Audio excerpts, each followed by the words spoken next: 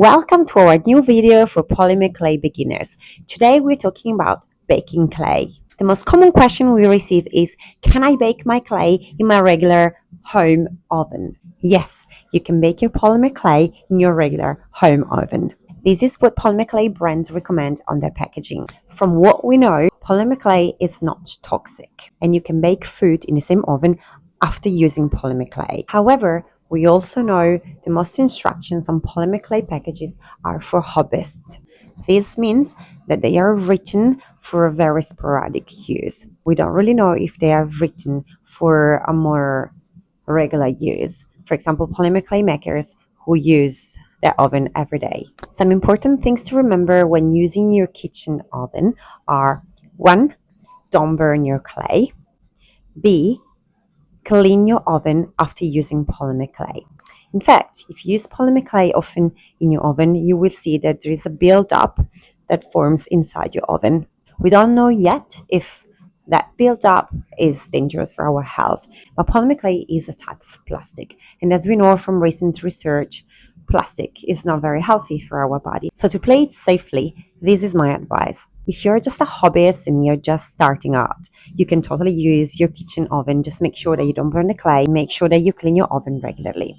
If polymer clay starts becoming a more regular activity that you do, I recommend buying a cheap electric oven. This will also help you saving money for electricity or gas, because big kitchen ovens usually take a long time to heat and reach the temperature. They are also less stable, while a small electric oven takes only a couple of minutes to reach temperature, and because it's smaller, it consumes less electricity. Now let's talk about baking your clay. First of all, most brands of polymer clay, once they are baked, become very flexible and very strong. You could potentially bend them in two without breaking. Once again, the instructions on each polymer clay package usually refer to a hobbyist use, not to someone that sells their creations and has the goal to make the creations last many, many years. From the experience of amazing makers, we have learned that usually we want to bake polymer clay a little longer than what packages recommend.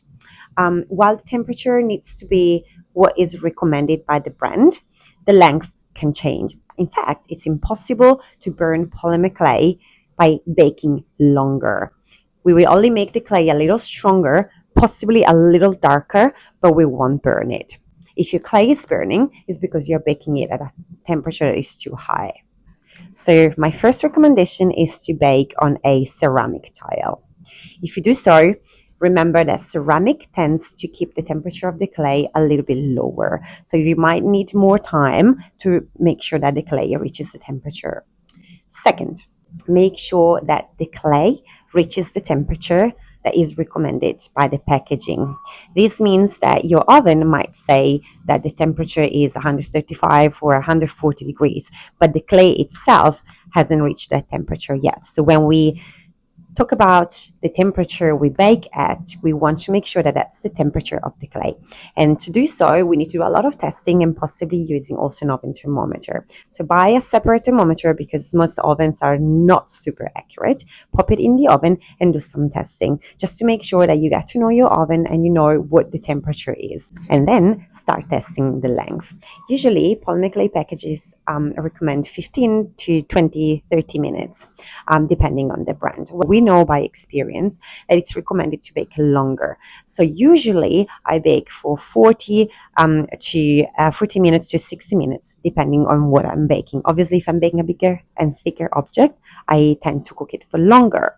A third thing to keep in mind is that most ovens, especially the small ones, tend to kind of bake the outside part a little bit more, which is, what gives us a nice little crust when we make roast. We don't want to roast our clay. So it's recommended to tent your clay with some foil. And by tent, we mean creating a little cover, a little tent with some foil. Another suggestion is to check your oven every now and then. Ovens tend to become more inaccurate with the years as they get old.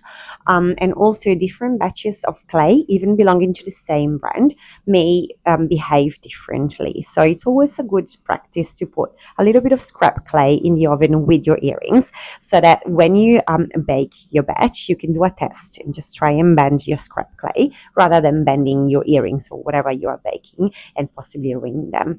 If you've baked something and you realize that it's underbaked, as in that it hasn't baked long enough, undercooked, you can always pop it back in the oven. Just remember that you can't add up, you have to start from the beginning. So for example, if you've baked your clay for 30 minutes and when you take it out you realize that it's still underbaked, you can pop it back in the oven and bake it for another 45 minutes, not 15, because the clay needs to be at that temperature, so for example under 30 or under 35 degrees, for the whole baking time.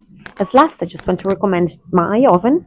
I'm often asked what is my favorite oven or what do I use. Well, I have a little Breville Pro, is currently my first choice. It is a bit more on the expensive side, but because it's my full-time job, I found it really useful and really good. So far, it's the most accurate oven that I found on the market. I hope that this clarifies all the doubts that new polymer clay makers may have regarding baking. If you have any other question, please feel free to ask it in the comments.